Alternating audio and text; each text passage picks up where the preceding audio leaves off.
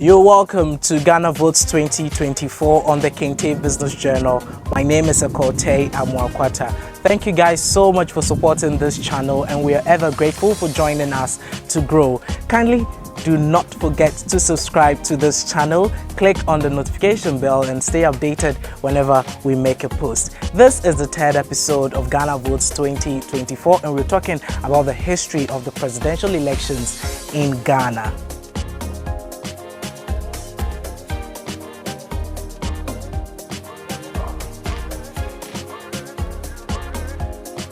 The first presidential elections in Ghana was held on the 27th of April 1960.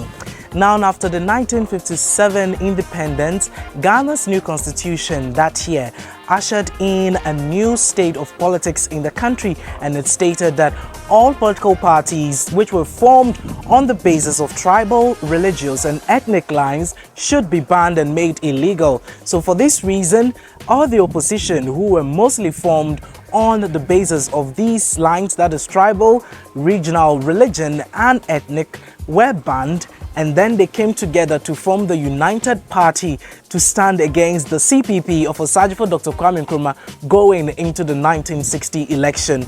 These parties that came together were the Northern People's Party, the National Liberation Movement, the Muslim Association Party, the Togoland Congress, the Anglo Youth Association and the Ganshifi Mokbe.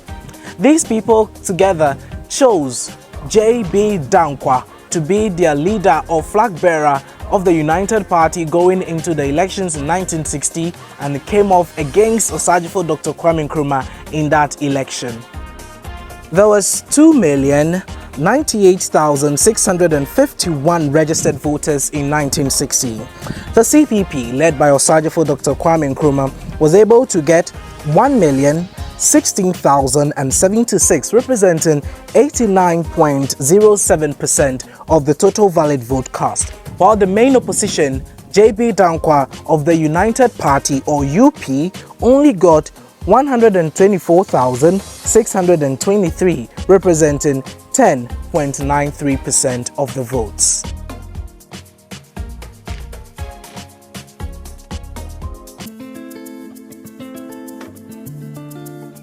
In 1966, the government of Osagyefo Dr. Kwame Nkrumah was overthrown by the military in a coup d'etat. And in 1969, the military decided to return governance back into the hands of the civilians. So they sought to organize an election to return the country back to civilian rule. This election was only going to be a parliamentary election because the military feared that giving back presidential executive power was going to bring back another Kwame Nkrumah in quotes. So on the 29th of August 1969, the elections were held in Ghana to choose the parliament, and then the leader of the party that wins most seats becomes the prime minister.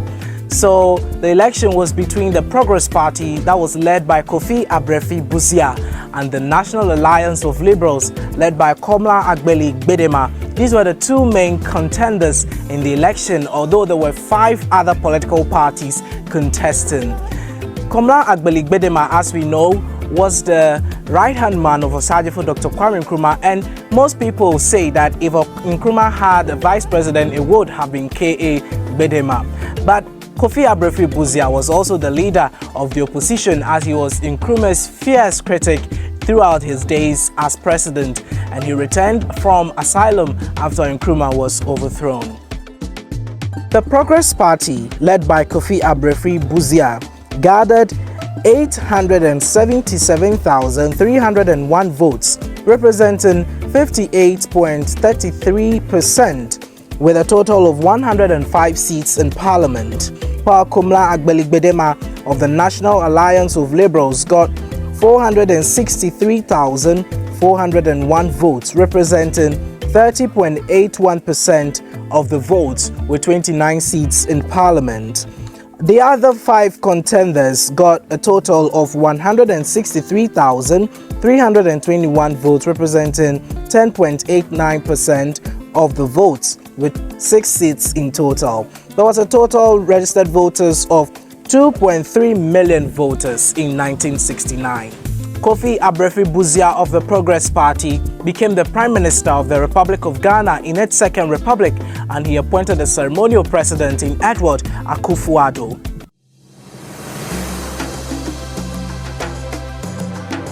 After about 10 years of military rule, the military government sought to return governance into the hands of a democratically elected government and decided to organize the 1979 elections.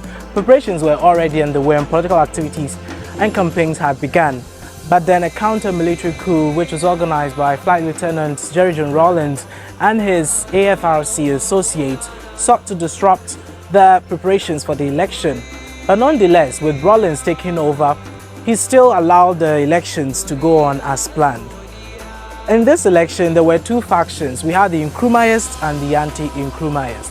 The Nkrumahist were divided as well as the anti-Nkrumahist, and this allowed the proliferation of several political parties in this period. Both of the factions were not able to unite under each single umbrella, and that led to the springing up of four major political parties, which were the Popular Front Party led by Victor Owusu, the Action Congress Party led by Frank Benasco, the People's National Party led by Dr. Hilary Mann, as well as the United National Congress led by William Ofori-Atta. These four parties went into the elections with each of them having the hopes of winning the elections in 1979. There were other contestants as well as independent candidates in this election. Now the results. In the first round of the election, Dr. Hilary Mann of the PMP took the lead with 631,559 votes, representing 35.32%. Victor Owusu of the Popular Front Party came in second with 533,928 votes, representing 29.86%.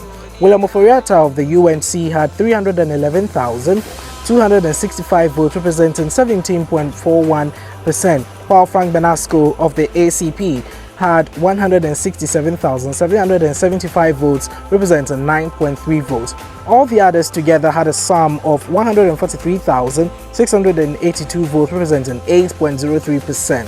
Now, the two parties that led in the first round of the election, which was the PNP's Dr. Hilary Mann as well as the PFP's Victor Owusu, had to face off in the runoff election on the 9th of July 1979, and with this one the two parties were able to make coalitions with the other factions that were broken away, and this ended up in a big victory for the PMP, which represented the Nkrumahist faction of the divide.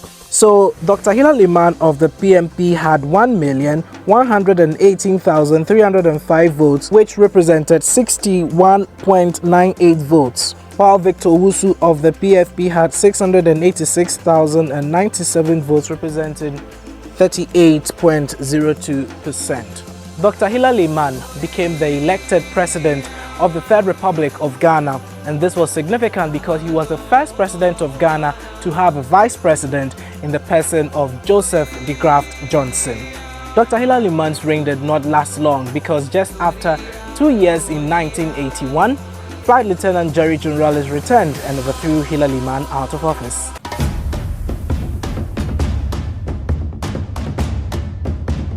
By 1992, Jerry John Rawlings, Flight Lieutenant, had stayed in power for 11 years after he overthrew Dr. Hilary Mann's government in 1981. In 1992, there was a push for democracy around the world, and Ghana was no exception.